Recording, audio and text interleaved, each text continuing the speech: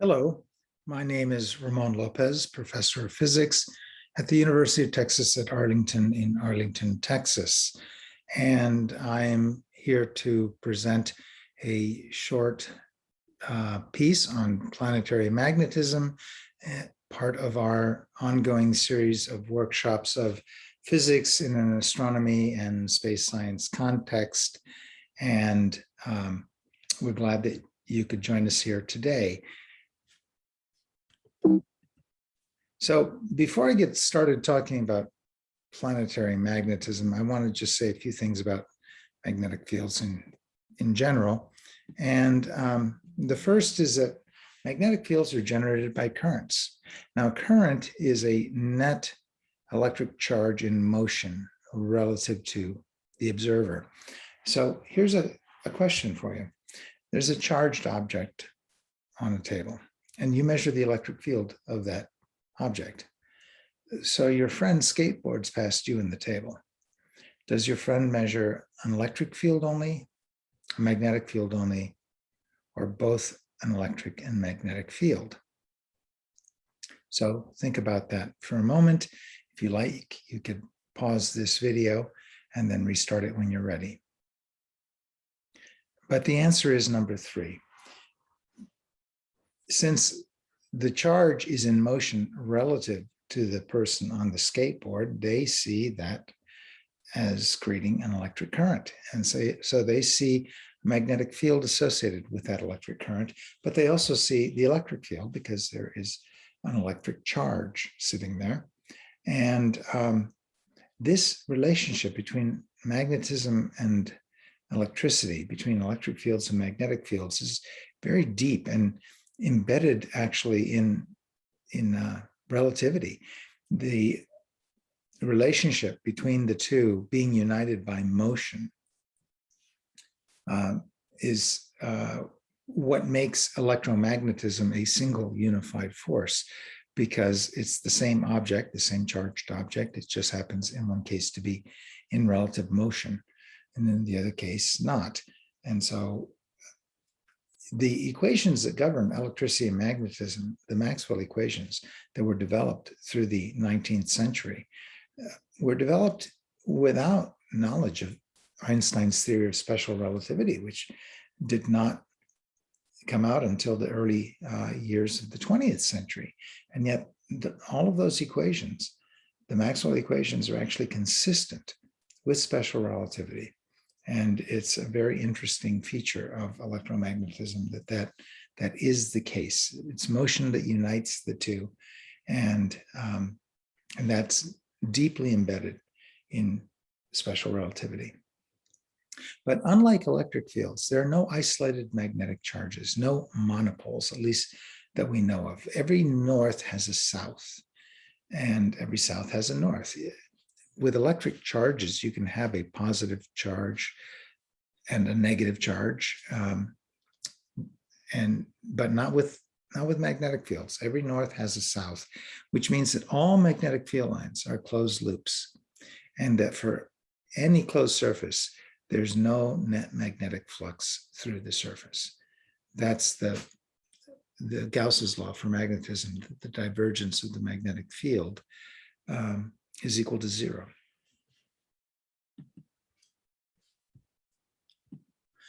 Now, dipole magnetic field then is the simplest magnetic field that you can have. And here it's written in vector form in MKS units, where M is the magnetic moment. So you can imagine a loop of wire, a circle of wire with a current running through it. And the magnetic moment then points perpendicular to the plane of that wire. And R is the radial direction of whatever point in space you're observing, and that's the magnetic field that you would see.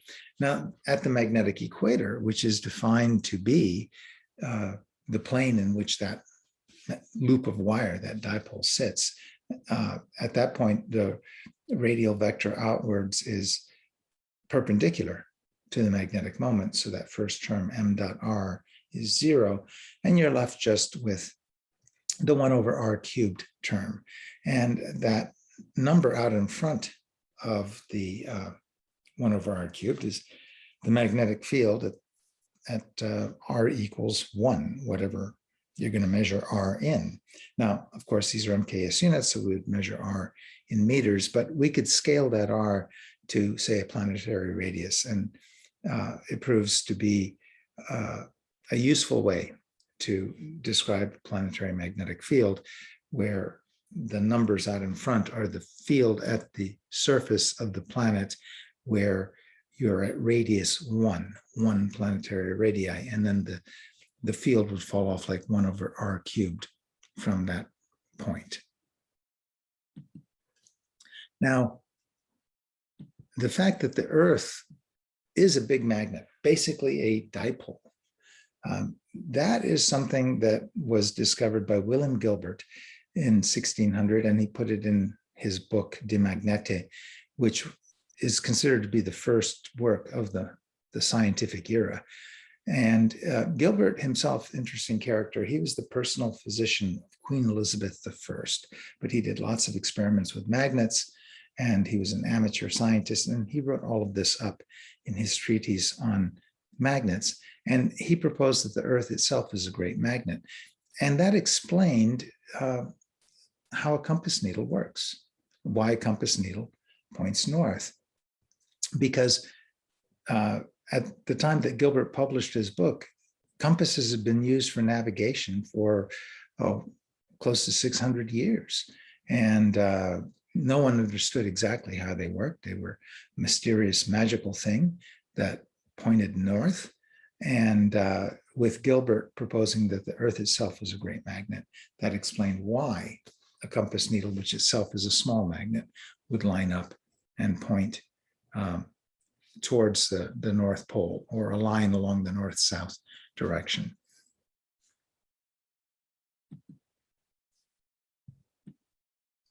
Now, the Earth's magnetic field is generated by internal flows of conducting material, and this dynamo process maintains the Earth's magnetic field. There's a lot about it that we don't understand, but clearly there's motion of conducting material, liquid metals basically, inside the Earth that maintain the Earth's magnetic field.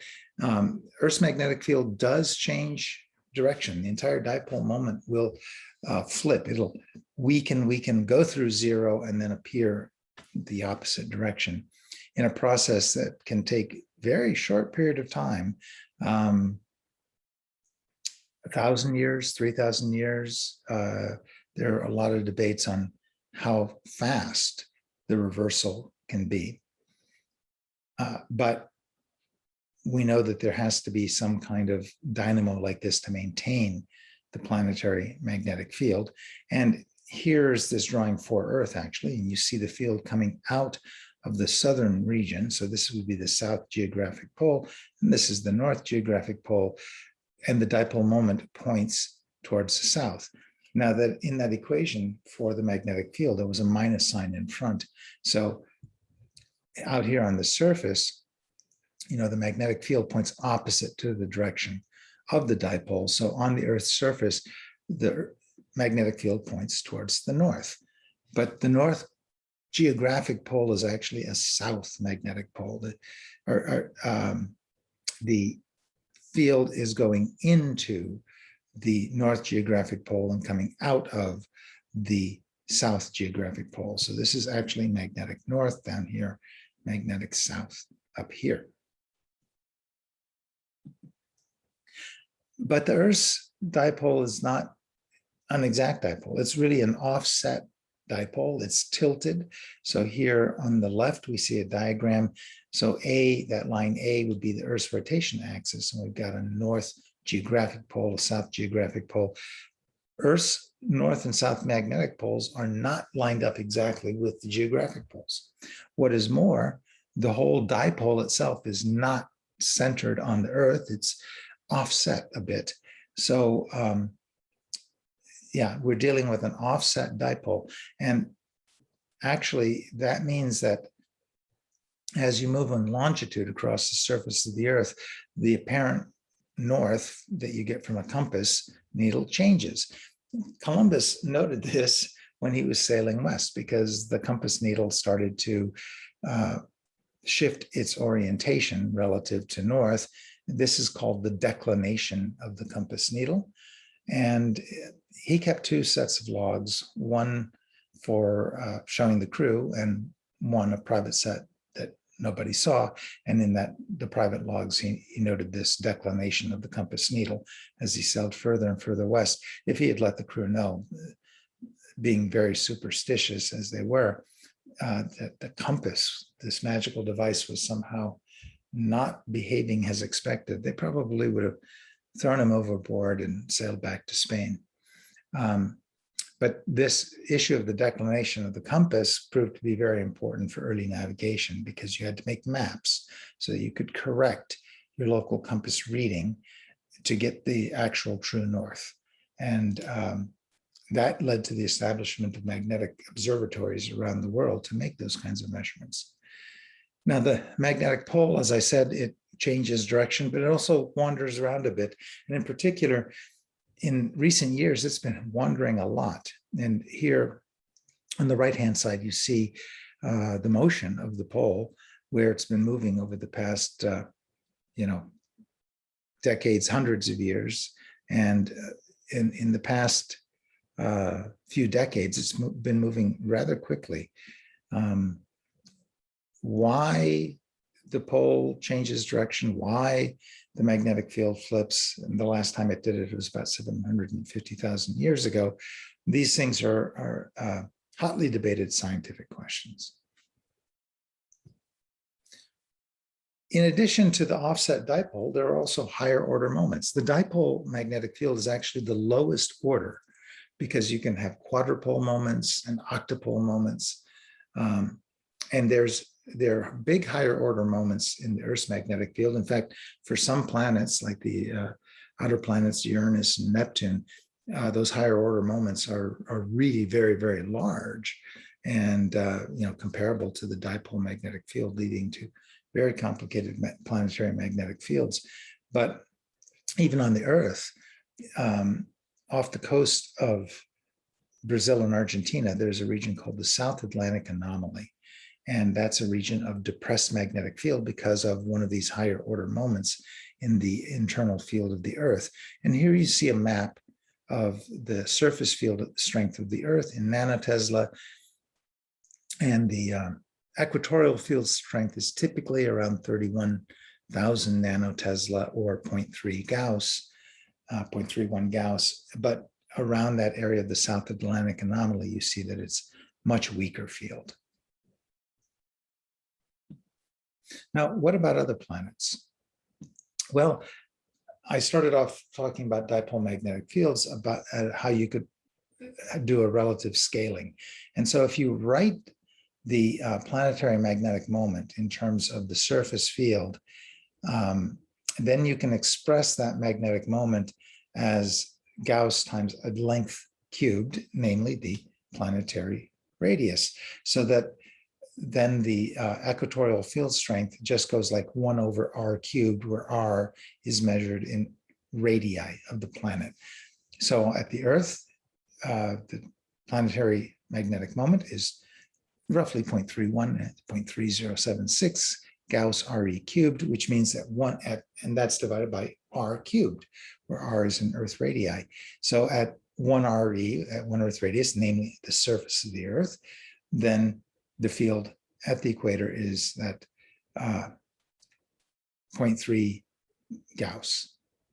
Now, if you look at the gas giants like Saturn and Uranus and Neptune, actually the physical magnetic moment of those planets is much larger than the Earth. But when you scale it to the planetary size, actually, they're all sort of in the same neighborhood.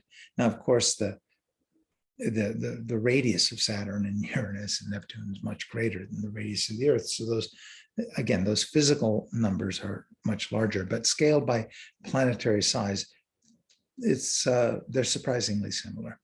Now, Mercury is an exception on the small scale. The Hermian magnetic field at the equator is about 300 nanotesla, but it is an organized dipole field, and there is a small magnetosphere around planet Mercury. Jupiter, on the other hand, everything about Jupiter is Jovian. It's big, enormous. And Jupiter's magnetic field at the surface, and of course, what is the surface of a gas giant? It's, it's our best guess, right? What we say is the surface of that atmosphere. But at what we define to be the surface of Jupiter, the magnetic field is more than 10 times larger than that at Earth and the other gas giant planets. So the Jovian magnetic field is exceptionally strong. Now, what about Mars and Venus? I didn't say anything about them because they actually have no organized dipole magnetic field. And there's lots of debate as to why, in the case of Mars, which I'll spend most of my time on, the planetary dynamo froze. Early in Mars history, there was